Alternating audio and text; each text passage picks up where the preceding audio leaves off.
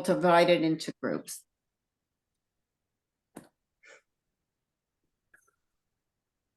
Well, but that's good. I mean, you have a lot of participation. In the meantime, we're trying to come up with some unique ways to entice more people to join us, but that's Right, been, but I wish, when you say participation, I wish there was Jewish participation. yeah, well, You know, we have a Shalom Club that's all social, and we have services once a month, and So but where nothing are you in Pebble that's Creek? like our Torah study. Are you in Pebble Creek or where? No, I'm in Trilogy. Trilogy. oh, okay. But there's 2,500 houses on my side, and they're still building almost 1,500, Wow. like adjoining it, Okay. freestanding houses. So we're talking a lot of people. Yeah. Well, We you know, this is open to everybody. It doesn't have to be a temple member. All they have to do is register. Yeah, it's good nothing. Which I did, and I'm grateful for. Well, Thank good. you. We're glad you're joining us. Thank you. Hi, Richard. How are you? I don't think he hears. Who? Richard, Oh, Richard, yeah. Yeah, Hi, hello. Richard. What'd they do to your ear? The sins of my youth. Ah, Too much loud music. So I got probably another 4 weeks of this on here. They put a skin graft on a basal cell I had. ah. Too much The sun. dermatologist beat me up really bad. Mine's still healing from August the 1st. Really? Whoa. 2 months already. And I had last year one on my nose, but that healed very rapidly because it was a small one. This Well, one, this is much bigger. yeah. This is much bigger. Shall we begin?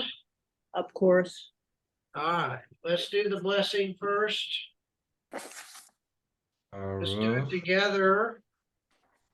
Baruch atah hi. Hello. Eloheinu melech haolam, asher kiddushanu b'mitzvotav, v'tzivanu b'zot divrei Torah.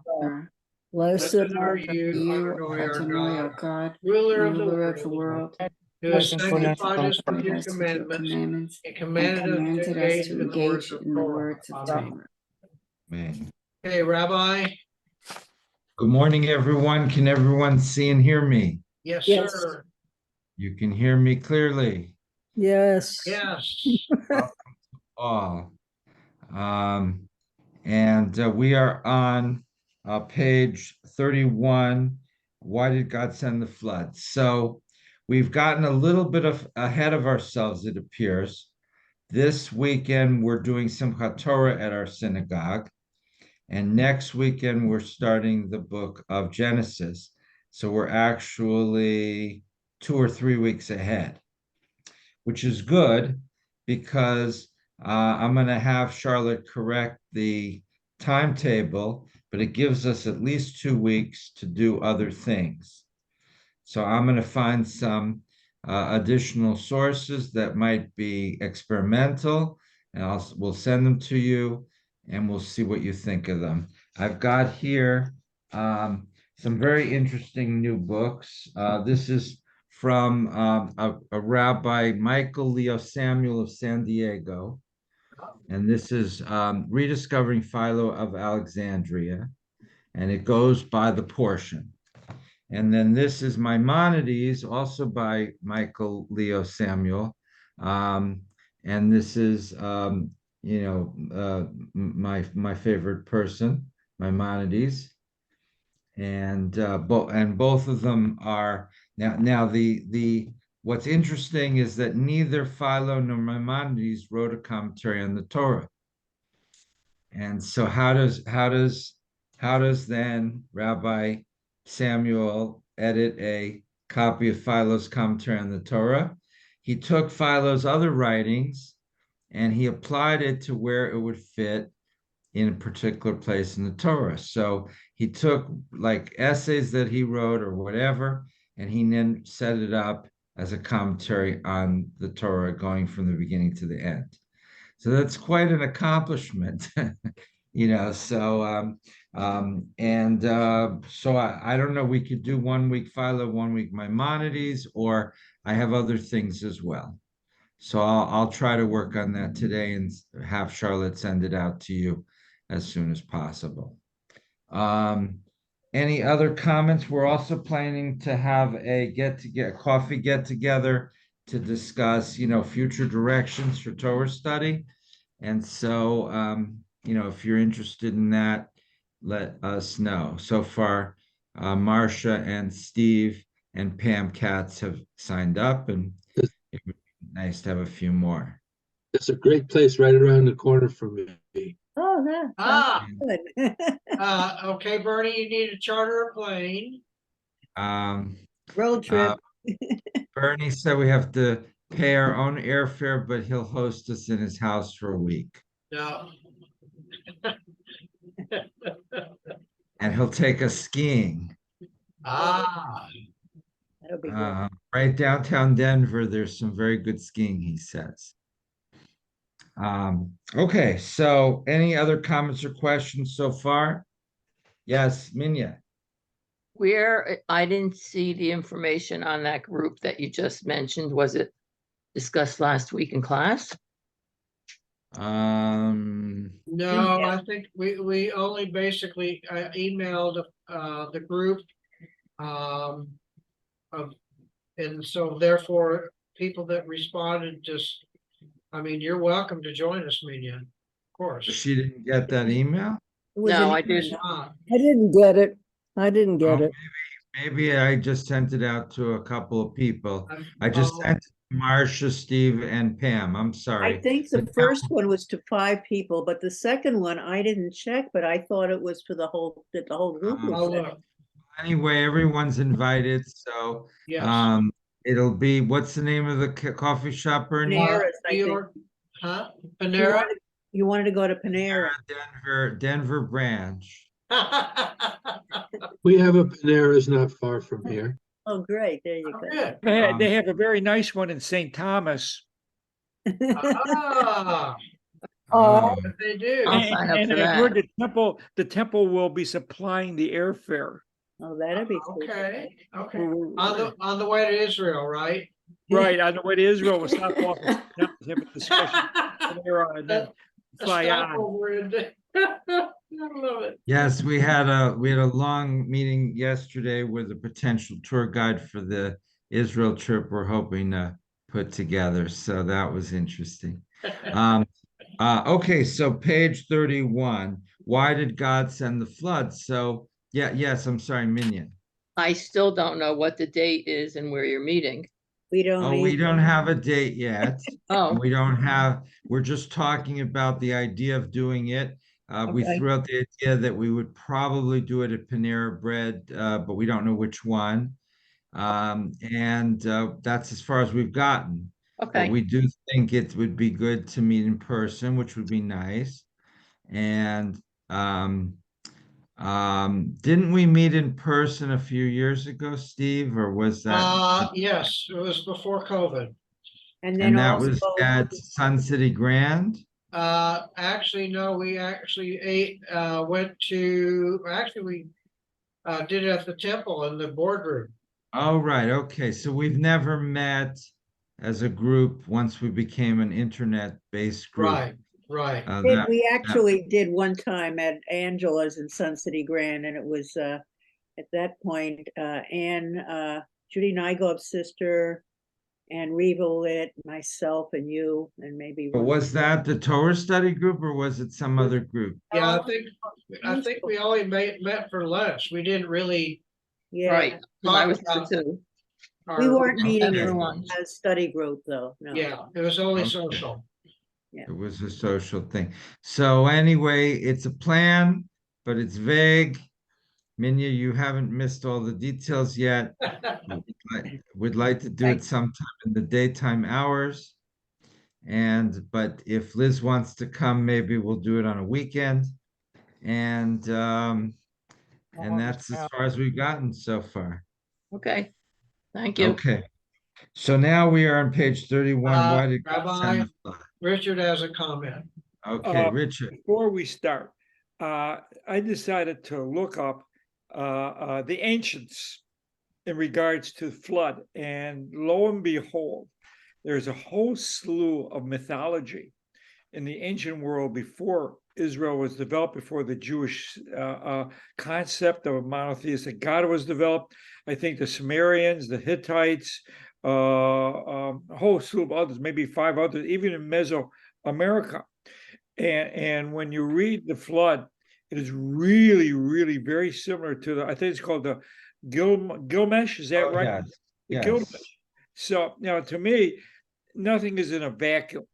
And as I have always felt that the Torah is a combination of the mythology of our people and of the Middle East, and was compiled by human beings, certainly centuries after the development of our monotheistic religion, and after the development of Israel as a nation, back, was it about 1000 BC? Yeah, at least. At Right. least. So yes, there's there's a big literature on this. So there's books written about, how Noah's Ark story got into the Bible, but basically all of the surrounding cultures have comparable stories. In fact, we did an adult education course a few years ago on Noah and the Ark that ran for 4 weeks, 4 hours, and with readings and everything. So, and we had a guest speaker over the Zoom, an Israeli professor whose specialty is Noah, and he talked for an hour about the Noah story, and where it came from and how it developed, and as Richard correctly points out, how it borrowed from all of these other stories, and then how it was different as well. So the theologians of ancient Israel wanted to project a certain theology, a certain belief system, so they took the same story, but they changed it a little bit. And the Gilgamesh story has a similar story, but then it differs in certain ways. So apparently the Israelites changed it to fit what they wanted. And the other story is very interesting as well. And all these stories are kind of very sad. And there's a theory that there was an actual flood in the ancient Near East, a big, big flood that got everyone writing about it because there was a real flood, which may or may not be true. I don't know. But We'll take your word for it, Rabbi. Richard, did you want to respond to me on that? No, I think you've covered, the things that I mean. You certainly are more adept at understanding this than I am. I'm a neophyte in it, so I'm glad and it's true when you look. We talk about monotheistic, where gods, with Noah's Ark, whereas in the Gilgamesh they talk about gods, not a god. Mm-hmm. Now, if this is an etiological story, so etiology, we talked about Richard being a doctor, knows that etiology of a disease is where does the disease come from, right? Right. So in religion, etiology is where does a certain thing that we see come from, not necessarily disease, but anything. So if, for example, Natalie walks into our synagogue for the first time and she sees everything is bright green, she's going to ask, why is it all bright green? And then none of us will know, and we'll all have to figure out, well, why is everything bright green? And we may come up with a story to explain why everything's bright green, that, there were these elves all dressed in green that brought the first Torah from, Norway to Sun City. And in appreciation for their gift of a Torah, we decided to decorate all in bright green to remember the elves. That's an etiological story. So, or an etiological explanation.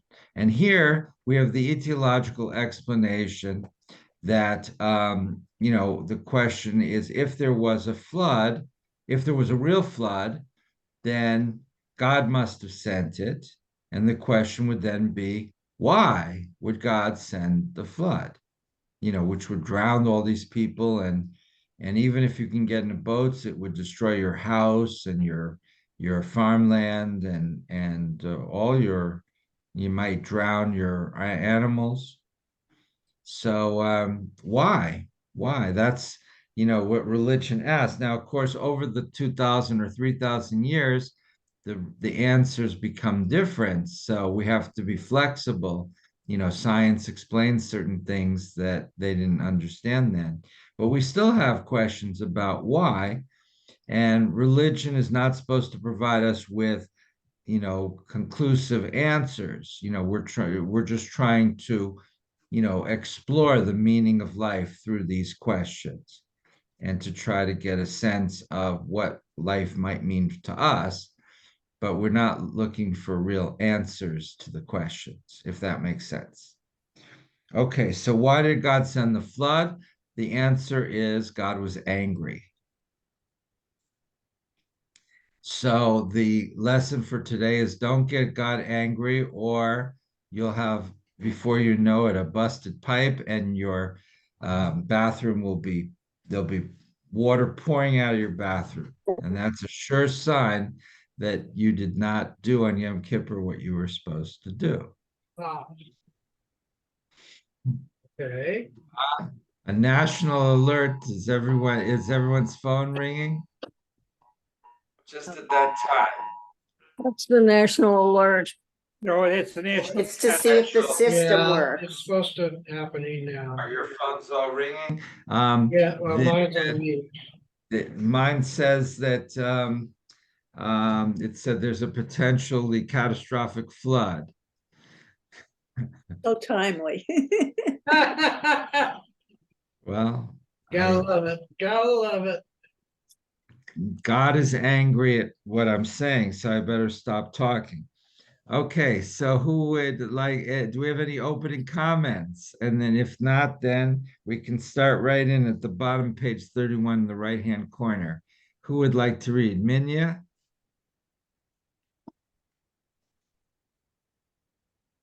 Why did God send the flood?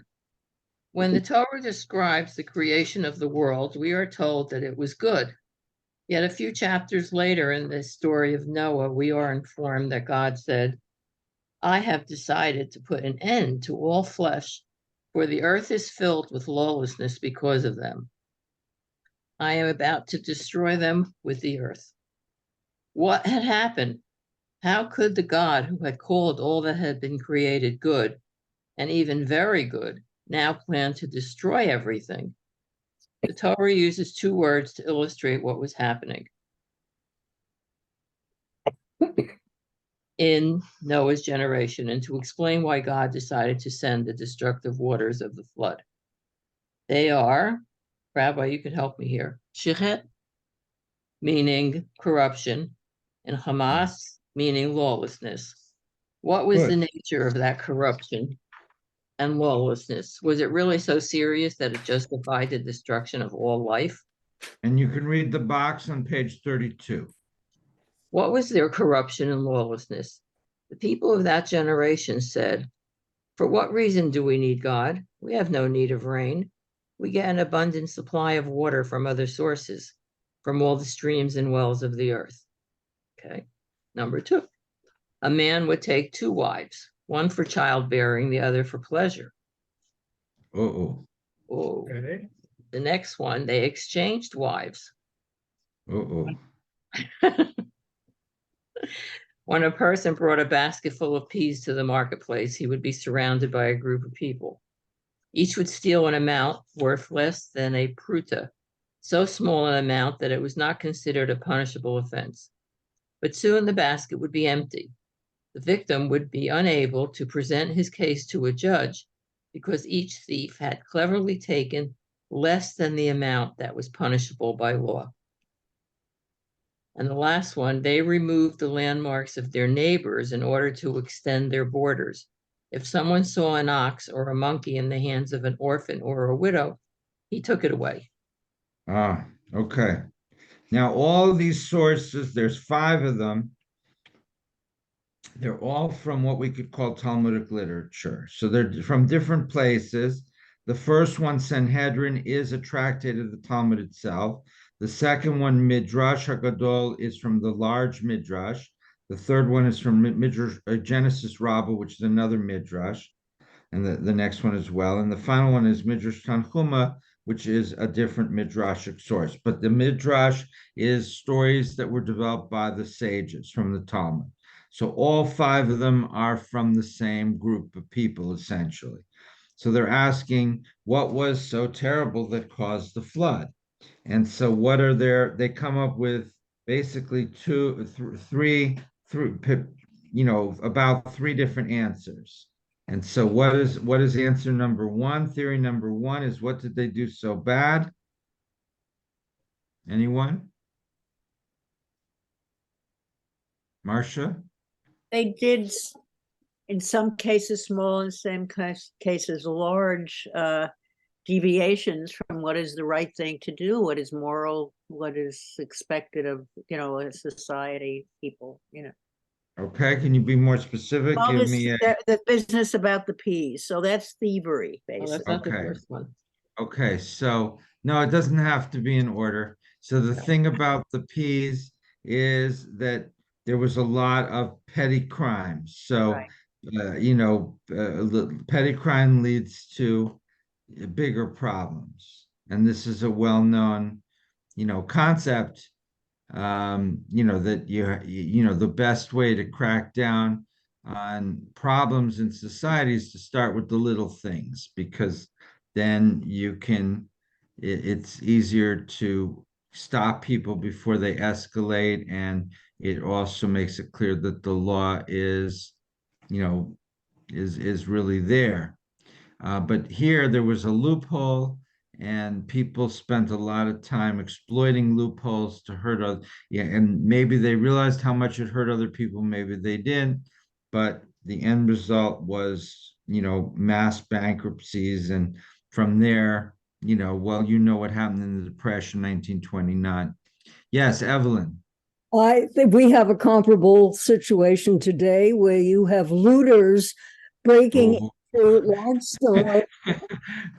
I was going to be really, really careful to avoid that analogy. I see no reason why we should, because it is essentially the same principle of letting those who get away with under $900 worth of theft, and only those that have more than that are to be prosecuted. And the whole situation is, Yeah. if you don't go over the little stuff, then Well, you get bigger. we're And bigger. trying, Evelyn, we're trying here No. not to get into a political battle here. It's not You know, political, it's social. well, it is Yes. political, though. It is political. Steve and then Bernie. Okay, I think what you're looking for is, or at least the word is righteousness.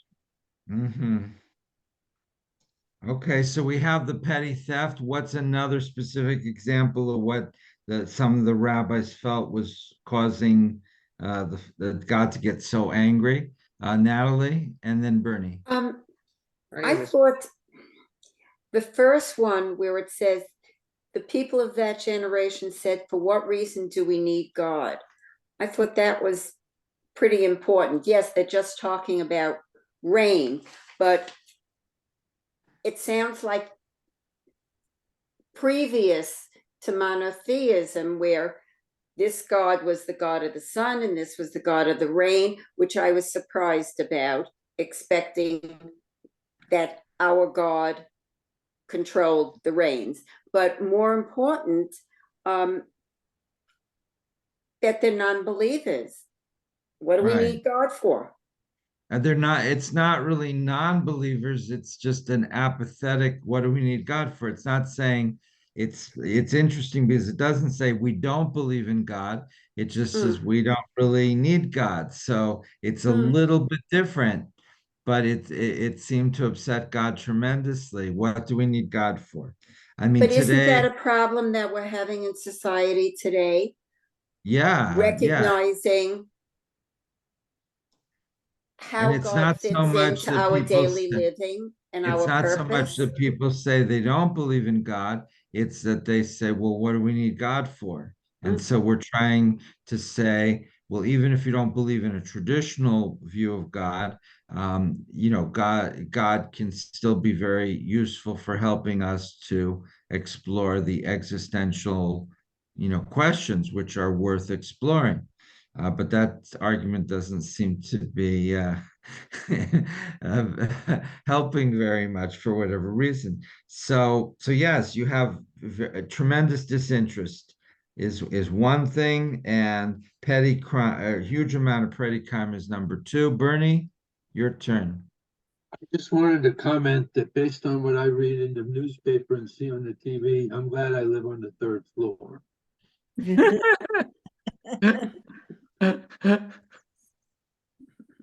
Um, yeah. All right. Well, I'm not going to respond. It's What's only another thing that everyone's avoiding? The hanky panky part. Yes, yes. So the rabbis were very puritanical, and they have they give a couple different examples of basically um, what do they call it today? Polyamory, where people are not strictly monogamous, and they take great offense to this. Marcia, Richard. Well, what we see again is, the four concepts of God, to go back to your talk. Here's God who's interventional and vengeful. He's angry, or Right. God is angry. I don't think God is a man or a female. But we wouldn't buy into this. Many of us wouldn't buy into this whole theology anyway, that God is going to create a flood because people are cheating each other in business or any of these reasons, So I think our views on God, even if we want to believe in a all-powerful God, have shifted tremendously. But maybe not, So anyone else want to Steve? Minya? Evelyn? It seems to me that nature takes its course and creates tsunamis, earthquakes, floods. And in those days, people had no explanation for all of this. And so attribute it to God's anger. After all, it had to be, they attribute their own personality traits to the God. And if they would get angry at something, they would react violently. And so the feeling is this violence that they see around them is caused by an angry God. That would be the explanation that they would rationalize. My attitude. Richard, you're thinking of something? He's just trying to keep his ear at the right angle so it drains right. This is a modern case of the angry God. Is if a God will cause somebody to have to slice off part of your ear. Okay, Minya, do you want to keep reading these questions? Bottom of page 32 on the left-hand side. These questions were also asked by the rabbis many centuries ago. They reasoned that Noah's generation had been blessed with good times. Harvests were plentiful. People lived hundreds of years without sickness, pain, or fear. The weather was always pleasantly mild. No one lacked for anything. As a result, the rabbis tell us, the people of Noah's generation began to take all the benefits of life for granted. They felt no need to give thanks to God for what they enjoyed. Why shall we waste our time on prayers of praise to God? They argue. Don't we have everything we need? What more can God do for us? Many stopped worshiping God. Their self-interest led them to conclude that nothing was as important or sacred as taking care of themselves. The concerns of others was less important or of no importance at all. Since they no longer believed in God, they also no longer believed that each person was created in God's image, or that human life was sacred and must be protected. As a result, they became suspicious of one another. Trust between them broke down, and violence increased. No one cared about the poor, the sick, or the homeless. People took advantage of one another. They robbed, lied, and murdered. They bribed judges and found loopholes in the law, twisting it to suit their selfish purposes. In the end, cruelty, terror, fear, and hatred ruled their civilization. Uh-huh. So this is partly the argument that you need belief in God in order to have an ethical society. And I would argue that you can have a secular philosophic system that is equally compelling, that could make people also have an ethical societal system. The problem is that when religion disappears, it's not usually replaced by any philosophical alternative. It's usually just, there's just nothing. It's just capitalism and buying and Instagram and just, the very superficial things. And so then there's no values. So religious values are not replaced by philosophic values, that which would be very similar. They're just not replaced by anything, and that causes a tremendous void. But either way, what they're saying here is that when you don't have some sort of ethical system or ethical belief system, that you then have no reason to not cheat, steal small amounts from the guy, the merchant, or or move the boundaries, um, or to take away someone's donkey. Comments? I have a comment. We talk about God here, but isn't this before the time of Abraham, monotheism? Should we not talk about gods? Of course, this is a Jewish religion. So even though Noah is pre Jewish monotheistic religion, we talk about God because the philosophy is from a Jewish standpoint, a monotheistic Jewish standpoint. So the rabbis are looking backwards, and they're kind of assuming that their belief system was around at that time. I would assume so, because prior to the monotheistic religion, Abraham, the religion was polytheistic. There were multiple gods. Mm-hmm. All the religions had multiple gods of some sort. At least yeah, that makes sense.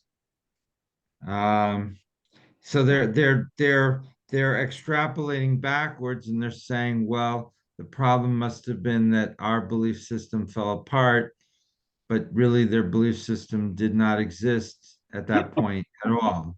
Well, no, because the belief system could have existed, but not as not as a single god, but as a multiple gods. You could have had God of the sun, God of rain, God of the ocean. You could have Zeus, God of lightning. And if that God got angry because you were doing bad things, you'd be struck by lightning, or you'd be struck by a flood, or the chief god will say, "Oh, you are all bad. I'm going to destroy you." I'm not quite sure how the Gilgamesh interprets the flood. Oh, we could look at that. You missed the course on it. It was good. I went through the whole text of Gilgamesh. So, Marcia. so that box that we just read, where it says the people said, for what reason do we need God? So that you're Right. saying, Richard, is not appropriate to the time. Well, yeah, I Because mean, then you're it would have been extrapolating gods, back. etc. But The- were all these other things that people were accused of in the box of having transgressed with about or done, were these at that point laws of communal behavior that were already known? Were they already written? Did we have that at that point? Did they have the Talmudic thinking at the time of the flood? Well, not just Talmudic thinking, but the rule about you can't take so many peas, you can't move the landmarks of your neighbors, you can't. Those are Talmudic, those are part of the Talmudic structure, yeah. So no, they didn't have that in the time of the flood. The Well, how come rabbis are engaging in anachronistic thinking. So anachronistic thinking is where you think something was before it was. Right. So they're thinking that in anachronistic terms, that at the time of the Bible there was all of the thinking that they had then.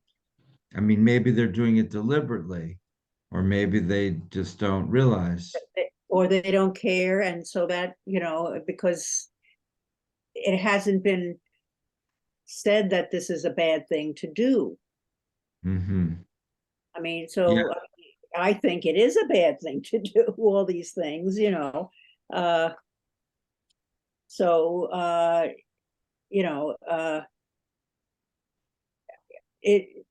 God to blame the people for something that they weren't even told was wrong in the first place is not right. You know what I'm saying? You're being punished for something that you should have known, but you weren't even told was a bad thing. The business All about right. lives, for instance, and the So, lives. I mean, the fourth example strikes home a little bit when a person brought a basket full of peas to marketplace and everyone takes just a small amount. So would that apply in a supermarket when they like in Sprouts where they have the big baskets of raisins and you take 3 or 4? Yeah. Or you take a And grape from the grape bag or something like that. maybe 3 or 4 grapes Or from the grape or you drive on the freeway, you get, the speed limit is 65, but they'll give you 11. That's been a known thing in Arizona. So people make sure that they do 10 over, but no more, kind of thing. Right. It's still They'll give you cheating. 10, but not 11. Yeah. Right. Yeah. So these are the little ways we cheat. We do it on our income tax, the little things that people do just to, avoid taxes. So, it's still being done. I don't know if it's punishable by God, but, at this point. But in this case, what I'm saying is, in the case of when in Noah's time, were these actual things that people were told, no, you should not do this? Well, we don't have any way to answer that question, right? We're just ascribing this to those people that they should have known better. Well, that's an assumption, but, when I'm in Sprouts and I eat a couple of those raisins, I don't think I'm doing anything wrong. But what if When I eat one of the grapes, I think I'm helping them, because if the grape is good, I purchase it. If it isn't, I don't purchase it, or I bring it Right. back. Right. It's like you're That's a tasting it. test.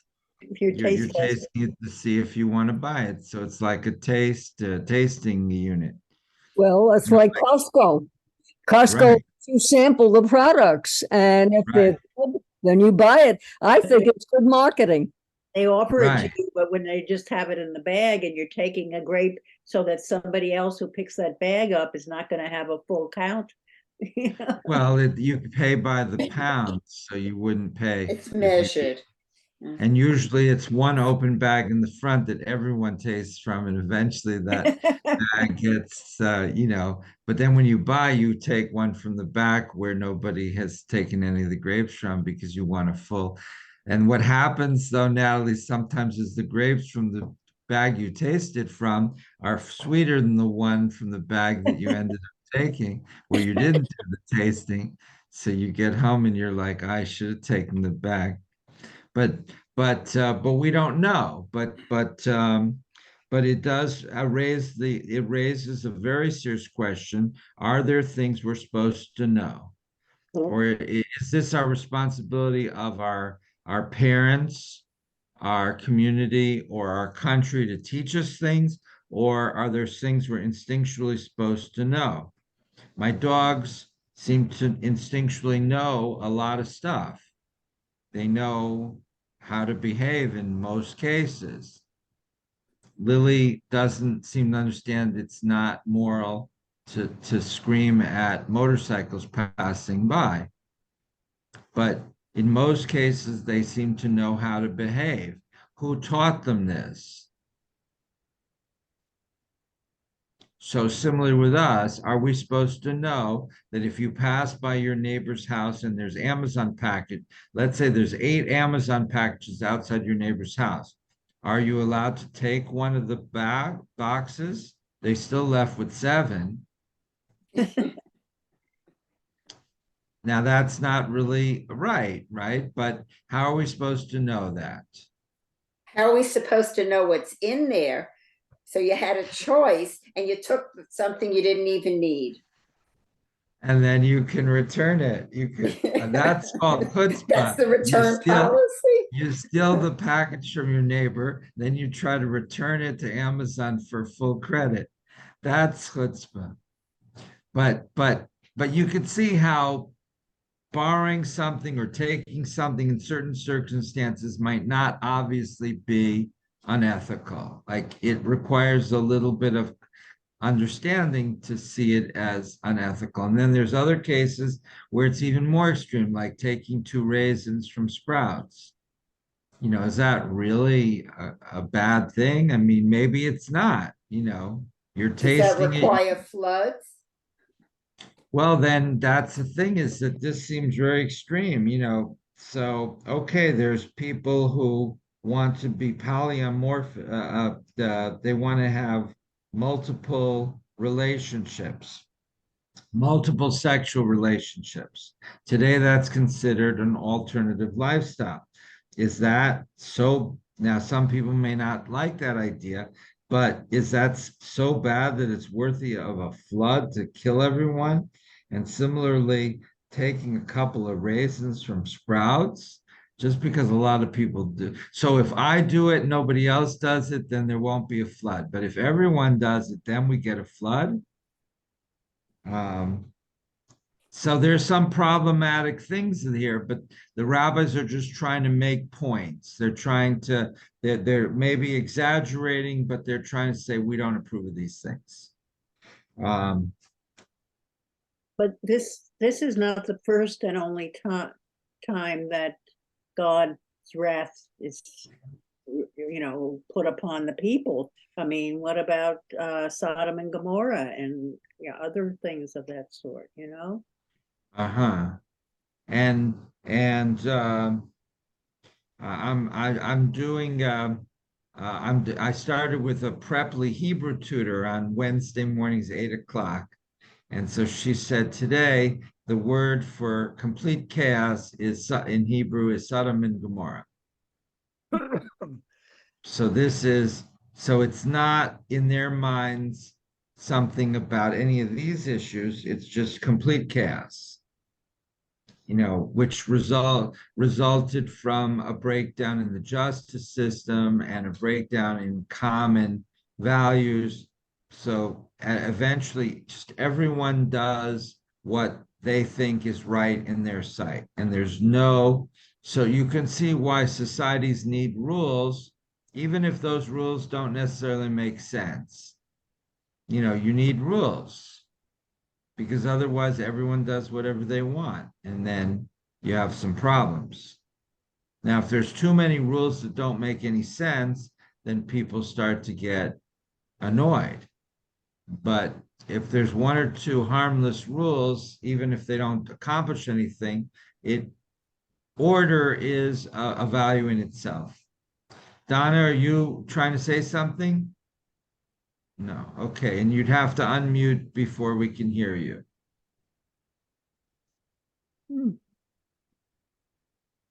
We can't hear you. And I here, muted you before because I'm sorry. Yeah, there you go. That's okay. I'm sorry.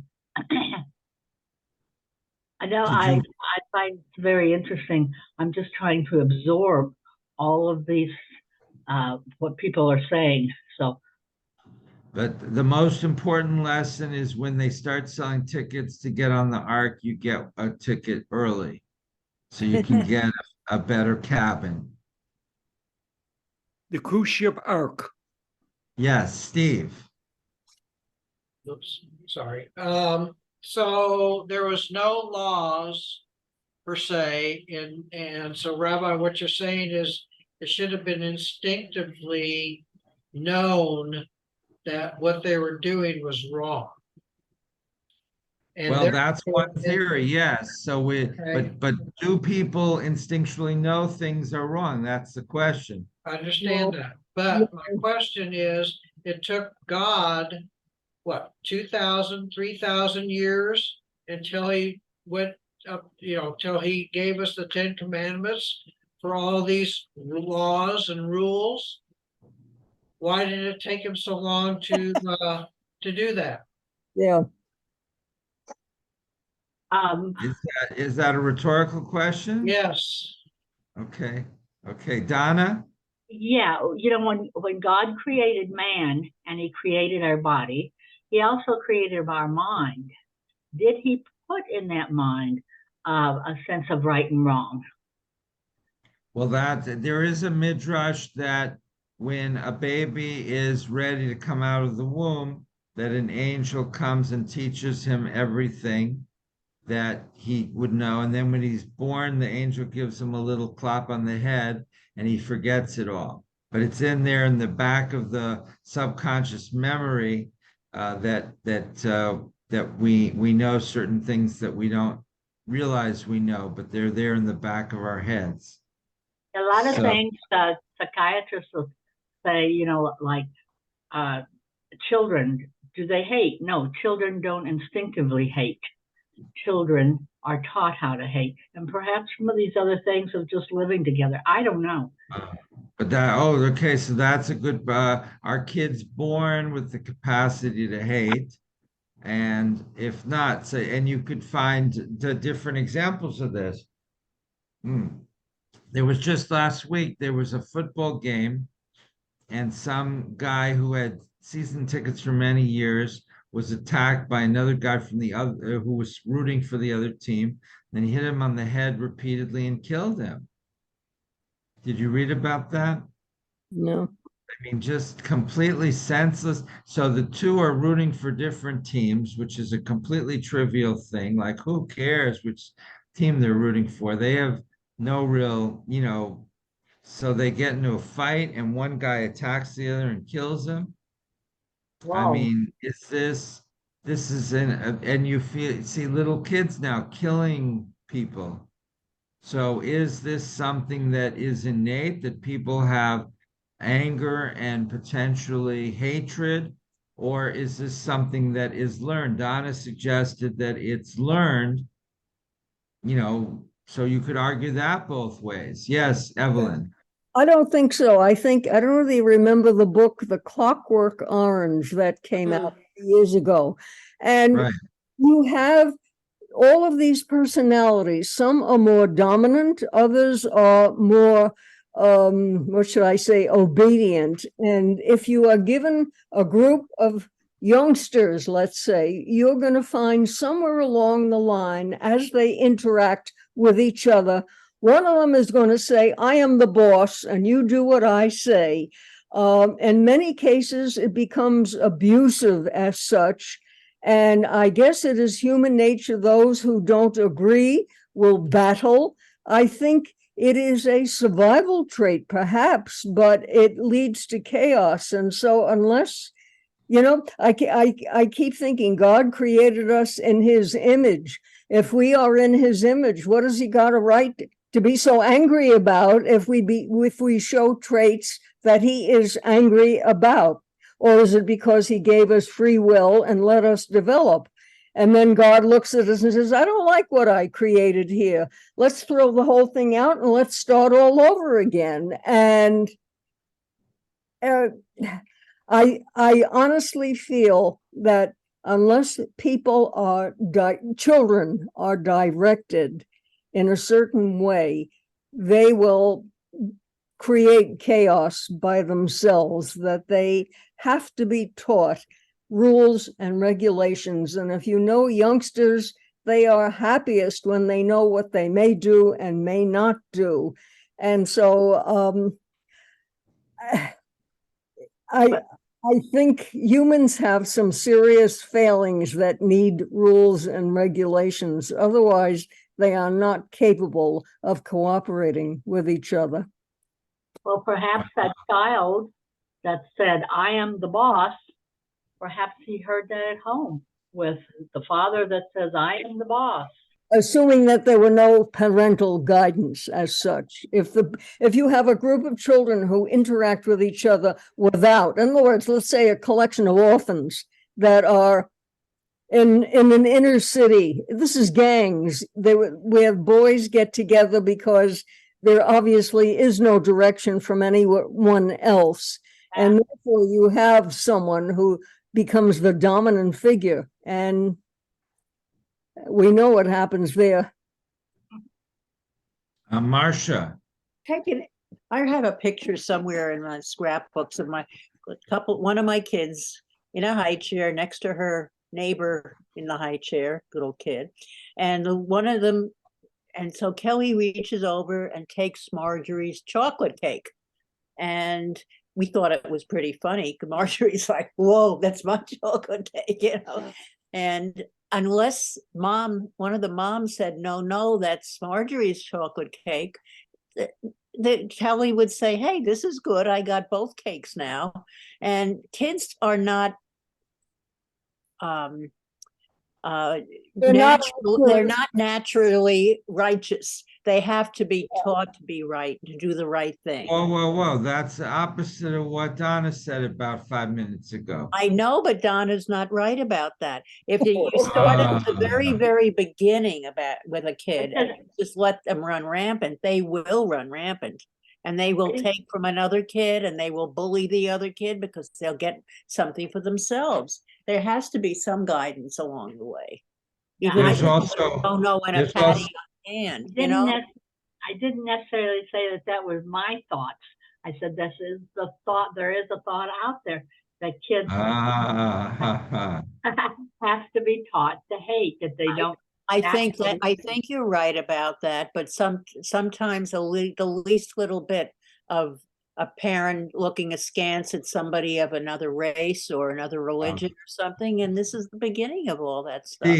Steve. Okay, in the movie South Pacific, right, there's a song that says it's inheritedly taught. You've got to be taught. Carefully taught.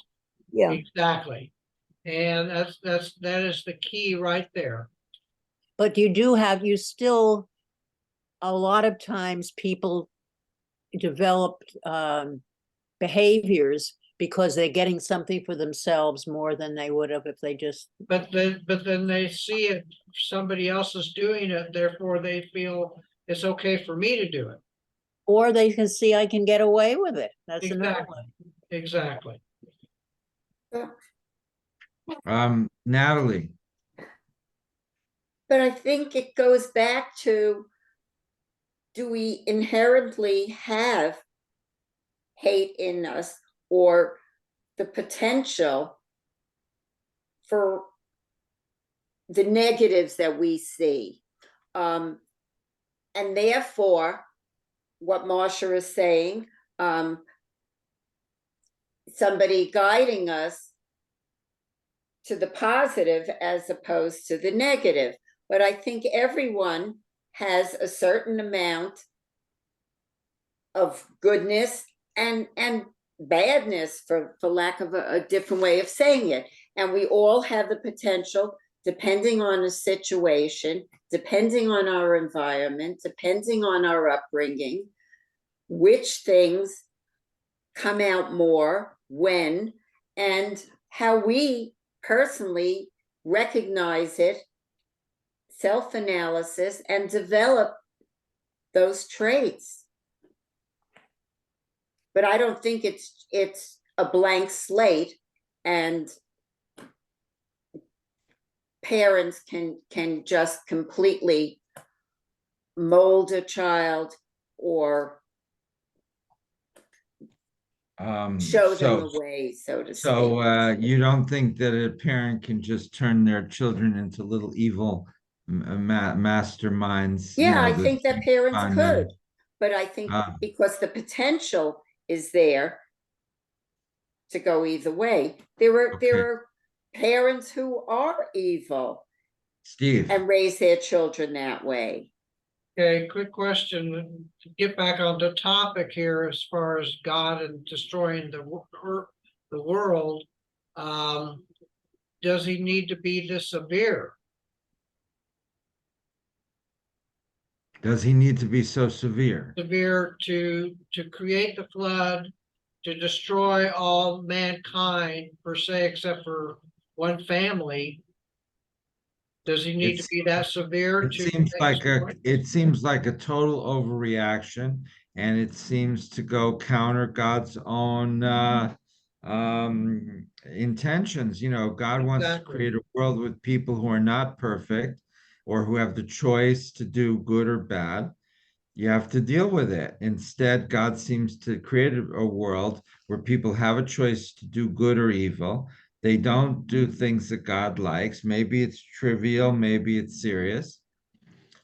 God just says, all right, I'm just going to destroy them and start over. I mean, that seems extreme. This is a very capricious, aggressive, violent God. Natalie, and then maybe Marcia or Evelyn. If God was going to give us choice, give us freedoms, help us to develop, he's not showing us the way, so to speak, by having a major temper tantrum. I mean, you know, a child builds something with blocks and he drops a block, or it doesn't look the way he thought it would look, and he knocks the whole thing down and goes crazy. So it sounds like the same thing. I don't want to do it anymore. I'm starting again. I'm finished. But that's not a teaching moment. It can be a teaching moment, and it should be a teaching moment, like my example with the blocks. You know, to punish the child, that's not teaching him what we do when things don't come out the way we want them to come out. Okay, Evelyn.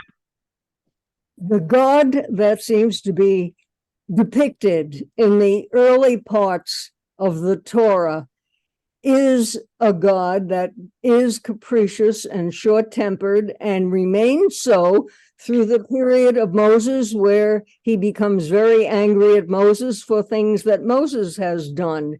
And it isn't until it has evolved, it seems to me, a long time after that, that you get a more benevolent and less capricious God. And so I think the concept of God evolves also along with mankind as we tend to see him. And certainly the God that's depicted at that particular time in the Torah, as we look back on history, is not the God that we would worship today.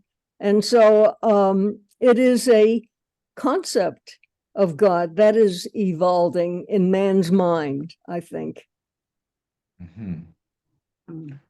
Bernie? Richard had his hand up. Okay, Yeah, Bernie and then Richard. I'm my thought process goes something like this. Let's assume there was a flood. And back in those days, people didn't understand all this stuff, so they had to make up a story to fit it. And that's why we end up with the story we have. All right, that's my etiological explanation that I started with, yes. And so they had a flood, they had explained why was there a flood. So they said God was mad at people for whatever reason. All right, that makes sense. But why couldn't the ancients have just said there was a flood because it was a natural disaster, because there was too much rain? Because that's not how their brains worked in those days. Yeah.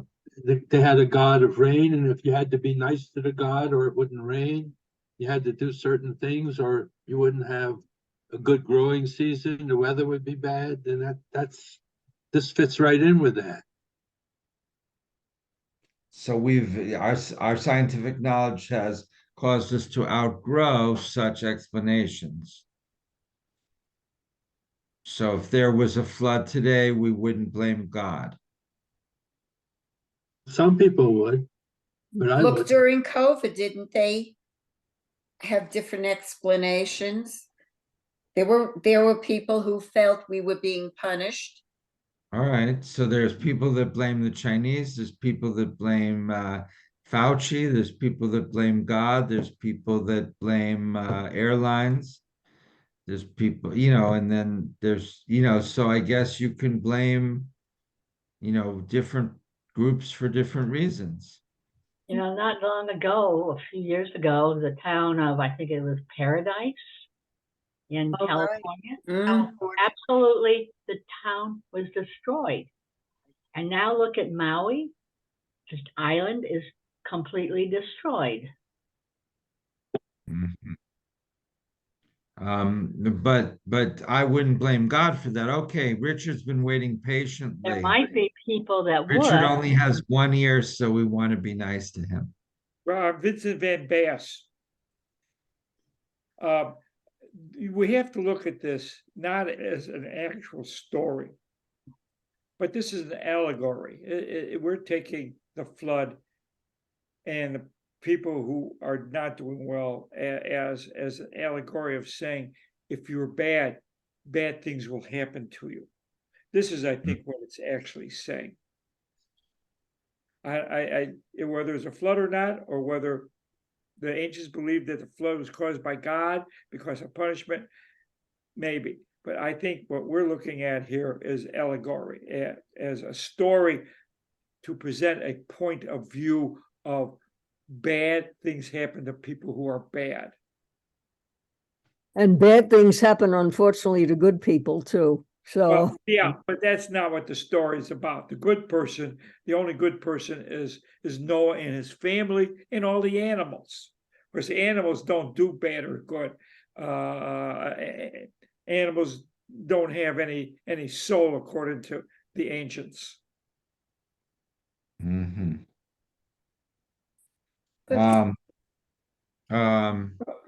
Why was yes, Natalie. why was Noah selected? He didn't seem such an outstanding person. Why was he selected? Well, there were two. I chose. There's two. Harvey Fields has two. Perek Bet was why did God send the flood, and Perek Olive was Noah really a righteous person. So the other essay, which we'll do next year if we're still doing Harvey Fields, is about that question: why was Noah chosen? And there's a lot of dispute about that as well. I decided to choose the question of why did God send the flood? But the short answer about Noah is that a lot of people felt he was not righteous. After the flood, he immediately gets drunk. There is some sort of a sexual interaction with one of his three sons. Either it's not clear exactly what it was, but it wasn't good. Noah comes off as not particularly trustworthy or reliable or anything. I mean, he kept the boat afloat. and he fed the animals, so he was good at that. But no, he doesn't come off as particularly, noteworthy. So there's we a did have, problem there, but apparently, it's in this commentary that it has about the quote from the books from the tractate Sanhedrin. I'll read you the whole quote. This is from the Talmud. The people of Noah's generation became arrogant because of the goodness that God had lavished on them. They said, "Do we need the Almighty for anything more than a drop of rain? Actually, we do not even need God for that. We have rivers and streams from which to sustain ourselves." So God became furious. He said, "With the very goodness that I gave them, they provoke me!" Exclamation point. Well, with that same abundance, I will punish them. With that same abundance, meaning with the water. Immediately, God informed Noah, "I'm ready to bring a flood of water upon the earth." So God is punishing people with water because water is what God gave them that helped them make their agriculture so lucrative. So you're punishing them with the very thing that you gave them as a gift. So, but he just picks Noah as becomes his pal, and there's no real explanation why. Certainly, it's very hard to see Noah as righteous in general. But there's one theory that he was righteous in his generation, mean everyone else was so much worse. But that's hard to believe. It That's doesn't hard. mean you're righteous because everyone else No, is worse. no, but if everyone else is worth and God wants to save one family, he's got to choose somebody. Uh, So if everybody is scoring really low, the person that scores a little bit higher is the highest. So we if you curve the results, Noah scored an A because he was a little bit better than all the other people. Marcia. We did do this all last year. We looked at the movie. Some of us watched the movie. Was it a Mel Gibson movie or something? I don't remember anymore. No, it was, you sure that wasn't the course that you took? Oh, no, it was from the class. I didn't take the course. You- So So there's a movie Noah by with Russell Crowe yeah, that is made by a film director called Darren Aronofsky, and the movie is very harsh and slow moving and unpleasant. But if you understand it as a midrash, it's brilliant, if that makes sense. So if you're just watching it as an entertainment without understanding what he's trying to do, I don't see how people will like it. But if you understand but Aronofsky plays. Can I give you a spoiler? Can I give you a spoiler, or will yeah, that spoil? why not? Well, Aronofsky says that the goal of the flood, see, what was the point of creating a flood, saving this one family of Schmendricks, and then starting over? And before they even get started, Noah gets drunk, they have fights, there's really it doesn't accomplish anything. Aronofsky says, no, the goal was to kill off all people and to save the animals because people are the problem. And so God says, do not take any females on the ark who could procreate. And then the problem is one of the three sons sneaks his girlfriend onto the ark. And then, then they have twins, I think, in the movie, or they have a baby. I don't know if it's one or two, but they have a baby, and God tells Noah, you have to kill the baby because the goal is to end human life. So the reason you needed people was to take care of the animals on the ark. But the purpose was that after the flood, there'd be no humans who could procreate. So when the few people on the ark died, then that would be it. And then the animals would continue and everything would be presumably much better, which I think we would agree. If there were no people, there'd be no concrete, the Amazon wouldn't be knocked down, and there'd be a much more ecological earth. Things would be much better, much better. So so that is his point, and it's not a point made by the rabbis, but I think it's quite a brilliant. I think the movie's brilliant, but not pleasant. Okay, other comments? If not, then Minya, do you want to read? We're in the middle of column 30, page 32 on the right-hand side. Torah informs us that God's decision to destroy life on earth was made because of Ra'at ha-Adam, the evil of human beings. The people of Noah's generation, we are told, spent their days planning and devising nothing but evil all the time. Yet, was there no way to Sounds save like them? it sounds like a lot of junior high schools. If God is good and created such a good world, why was there no warning to the people of Noah's generation or any chance provided for them to change their evil ways? Perhaps they could have been rescued. Perhaps, like the people of Nineveh in Jonah's time, they may have repented and asked God to forgive their violence and cruelty.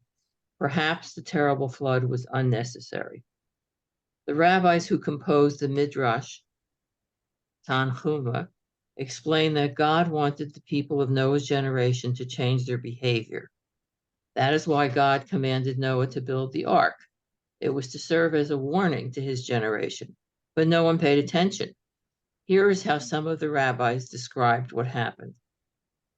God said, if Noah starts to work on the ark, people will gather around him and say to him, what are you making? He will answer, I am building an ark because God is about to bring a flood on the earth. God hoped that the ark would serve as a warning, but the people of Noah's generation paid no attention to what Noah was building. In another version, the rabbis tell us, Noah planted cedars, and the people of his day asked him, what are you planting cedars for? And he told them, God is about to bring a flood and has commanded me to build an ark for me and my family to escape in.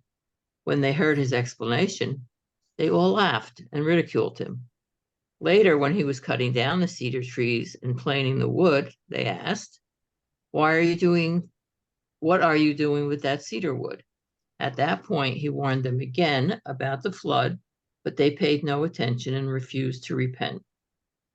The rabbis make the point that God did not want to destroy all life on earth. Noah's generation was given every opportunity to prevent the flood, but they could not change their lawlessness and corrupt ways. They continued their violence toward one another. Greed and distrust, cheating and dishonesty ruled their times. God wanted to save them, to preserve all life, but they refused to cooperate. They could have changed the course of history, but they would not change themselves.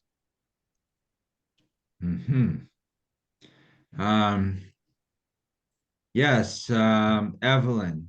Why did God try to destroy what he had created instead of trying to improve on what he had created? It seems to me that this God is imperfect, shall we say, at least in my eyes. And so I feel these stories are just simply stories. I wouldn't even call them allegories as such. I find them, a story like Noah, actually distasteful, because I find the image of God is not to my liking, and I find the story itself, the people, unpleasant and not quite human. They just don't seem, it's a story, but it's distorted in its own way. And so I look at it and say, okay, it's a story, but it's not something that I can take as a valuable lesson for me to improve myself as such. All right, so this is, I think, if you just read this story, it does portray everyone badly, including God, especially God. No question. You see the rabbis who represent only one stream of Judaism, as I have stressed a number of times, the rabbis were the only group left after the destructions of the various revolts against Rome. And I think that that was rather a tragedy because a lot of streams of Judaism, such as the Sadducees, their thinking was basically lost or ignored, and other thinking that Philo and Josephus and all sorts of different thinking is lost. And so the rabbis, though, tried to explain the story to make God look better.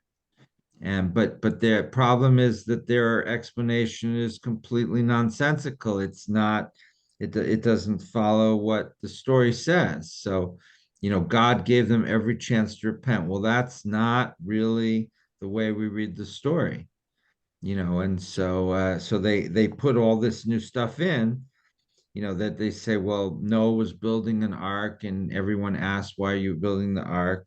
And Noah told them. Well, that's not in the text, and it seems to be counter the pshat, the plain meaning of the text. So I'm not happy with it either. On the other hand, it is a fascinating story, and as Richard pointed out quite a while ago this morning, it does connect Judaism to other ancient Near Eastern traditions. So I kind of find it a fascinating story, but I don't really like it. And it's so ironic that it's used all the time for children's story, right? Everybody saw as a child, the picture of the ark with all the animals and the rainbow. And, I mean, did any of our parents not read that story to us at some point? And yet they skim over the main point that God drowns everybody except for Noah's family. Okay, Marcia and then Donna. So basically what I'm getting out of the whole thing is that probably most likely there was a real bad flood on Earth at some point in history. And all the various civilizations had made up a story to explain the flood. This is the Judaic version. And Mhm. it's a moral story. It's something to make us toe the line, be appropriate, behave properly. And so that's what I'm getting out of it. It's one of the fairy tales of the Bible that perhaps are not are more improbable than many of them are. Okay, let me put it that way. Less believable than a whole lot of them, and to explain moral behavior and what we should be doing. And that's what comes out of it. And we read that story to the kids because you got all the animals and you can identify them. And then, as you said, a rainbow and the dove at the end. It's a happy ending. Mhm. I think the bottom line really is what we believe in God, or what we believe God is. And if he's God, he is capable of doing anything, good, bad, indifferent. He's capable of it all. And we don't always agree, at least I don't, with what God does, but it turns out to me that he's always right. Now, I do have a question here on this, that if it seems like most people don't believe this, they don't accept it, they don't like it, why bother to study it? Oh, well, because it's part of our tradition, and Okay, I accept that. we enjoy arguing with the tradition. That's one of the main Jewish things. So we're not rejecting it, we're just arguing with it. So, I and there's all these stories in the Bible itself. Abraham argues with God. And for example, when God says, I'm going to destroy Sodom and Gomorrah, right? And Abraham says, no, no, don't do that. If I can find a certain number of good people, will you rescind your decision? And God says, sure. And then you know the rest of that story. So there's a very strong tradition about arguing with God in very aggressive ways and rejecting a lot of things that, that's written in the Torah. So it's rejection without being rejection, if that can make sense. So we want to express our strongest felt emotions about this, and see where it brings us. So I think that's kind of the tradition that we're coming from. Does that sound fair, Richard? Yeah. Absolutely. But if you go over the top, then you could lose an ear. So Sins of your youth. Richard is being very circumspect how he talks today because he doesn't want to lose his other ear.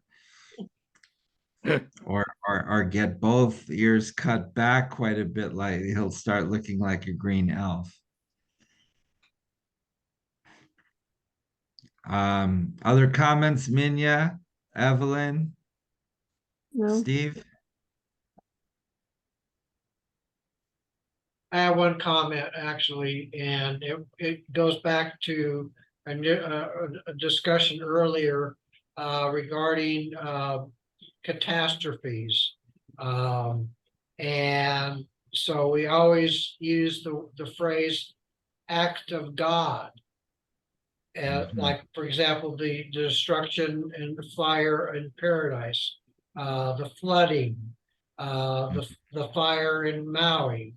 I mean, these are considered acts of God. How do we define that? Anyone want to take that? Acts of God? Probably, Marcia? probably an act of nature. It's something that we just can't control. It's out of our hands, you know. There's no way we can explain.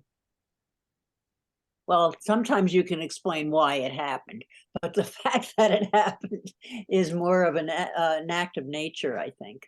And it's just an expression we use. And we don't know how to justify that something would have happened, a tsunami, a fire, whatever, you know. Natalie? No, I was just scratching my face. It's like being at the auction, you have to be careful. Right. Keep your hands in your lap. Raise your paddle. Yeah. Oh, okay. So Natalie just gave the winning bid on that $65 million yacht that's up for sale. That was confiscated by a Russian oligarch. Now I'm waiting to buy some of Trump's property. Oh, They're gonna rename one of a friend of mine used to live in a Trump tower in New Jersey. And but when Trump started running into trouble, they lowered the rent actually. So that was, but we're gonna see that building's gonna be renamed the Natalie Tower. And the rent will shoot up again. And my friend said, I'm never moving back into that building. He won't be able to afford it. Right. He'll say, ever since that lady from Arizona bought the building, it's gone way up the rent. I can't afford to live there anymore. I was happier when it was Trump Tower.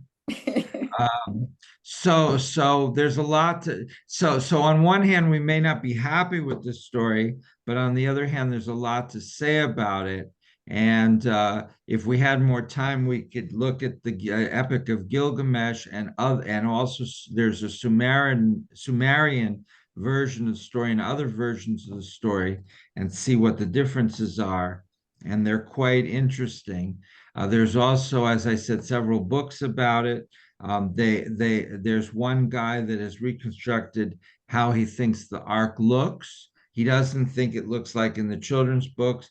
He thinks it was round because since it was a flood, the boat isn't meant to go anywhere, right? You don't need to have it, pointed because it's not going from point A to point B. The only purpose is for it to stay afloat. So it's much better to have a round boat, which is, more stable, and then it just will stay afloat, but it won't go in. It's be almost impossible to steer it, but you don't need to steer it. So a round boat. And there's a lot of discussion about how to take care of so many animals in such a, and then there's a midrash about a giant, Og, who got Noah's permission to hitchhike along, and he kind of held onto the side, and Noah put in the attic a space where he could stand with his head out because he was so big, and they brought him food. And so they saved this one giant, which may or may not have been a good thing. Well, they should Okay, have, Richard? I'm sorry. they sure would have had to have a lot of food for all those animals. And if I believe, wasn't the ark built by an evangelical Christian? He's now somewhere in Kentucky. Yeah, there was a couple of them. I Yeah, think. there was one in Holland as well that an evangelical Christian built it according to the specifications he saw in the book of Genesis to prove that such an ark could float, and he sailed it all around the world. And so Natalie may buy that as well when she finishes buying up Trump's properties and then maybe a few other things. Do you have any reason for me to buy so much? Are you planning on my donating to the temple or to you personally? Well, I guess if you donated to one of Trump's big buildings, that would be nice. Sure. Well, just the money from it. See, We It's all can condo see except that a profit. We'll expand. Bernie left already, but we're hoping to expand our congregation and build a building in Denver. That's our next task, so that we can have something for Bernie. Okay, final blessing. Okay, and then after that, Rabbi, I think you have a couple of announcements about the classes coming up. Well, we started a class on Monday, Christ in Israel, very good turnout and very interesting, if I have to say so myself. And there's 3 more sessions, so you can still sign up for that. That's Monday at 10 to 11. That's in person. And then Thursday, I start a class on Reform Judaism. We're going to look through the basic beliefs and practices of Reform Judaism and see what we think. And so that also has a very good turnout anticipated. We're starting Thursday, 10 a.m. And both of these courses cost between $20 and $35, depending on your status. And you can come and sign up on the spot. And we're hoping to plan our Israel trip. And we're what else? That's I guess about it. And if you want to go to lunch with us, tell me and Steve. Okay. And we'll plan that in the next, I don't know, 3 weeks or so. Perfect. Okay, let us conclude then with the blessing after Torah study. Together.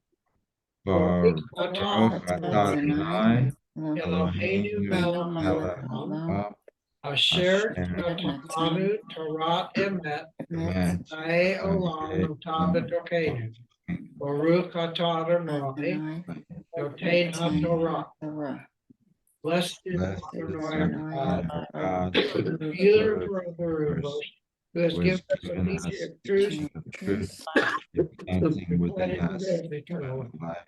blessed is Adonai, giver of Torah. Amen. Okay, everyone, have a great rest of the week. Thank you, you too. And Bye, everyone. see you Friday night, if not sooner. Bye-bye.